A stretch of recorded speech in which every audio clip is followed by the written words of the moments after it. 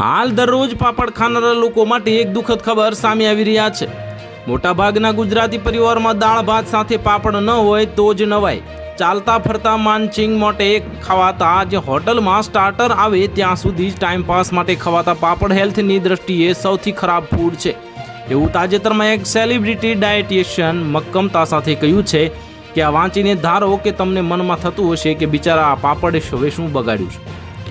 પાપડમાં રહેલા સોડિયમને કારણે હૃદય રોગ, કિડનીના રોગ અને ડાયાબિટીસ, હાઈ બ્લડ પ્રેશર જેવા ઘણા રોગોમાં એ ન ખાવાની સલાહ અપાય છે અને વધુ સોડિયમનું સેવન બોડીને કઈ રીતે પ્રભાવિત કરે એ વિશે માહિતી આપતા ડૉક્ટર સુમન કહે છે કે તરસ વધારે છે, માથાનો દુખાવો થાય, થાક લાગે, ધબકારા વધે અને એસિડિટી પણ વધે તેવા લક્ષણો છે।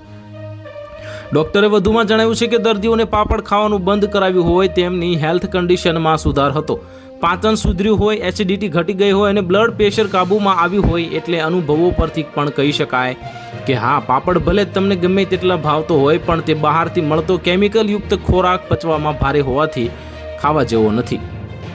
પાપડને પચવામાં 3 થી 4 દિવસનો સમય લાગે છે એવું માનવાય છે, જે ચાતું નથી। પણ પાપડ કઈ રીતે બન્યા છે અને એમાં કયા દ્રવ્ય વપરાય છે એના પર એના પાચનનો આધાર રહેલો હોય છે, પરંતુ એના દિવસોમાં વિભાજિત કરવાનો કોઈ ડેટા આપણી પાસે ઉપલબ્ધ નથી। તો હાલ માટે આટલું જ। મળીશું નવી અપડેટ સાથે। જો તમને અમારા વિડીયો પસંદ આવતા હોય તો વિડીયોને લાઇક કરી દેજો, ચેનલને સબસ્ક્રાઇબ કરી બાજુમાં આવેલા બેલ આઇકનને દબાવી દો, જેથી તમને આવા સમાચારની અપડેટ મળતી રહે।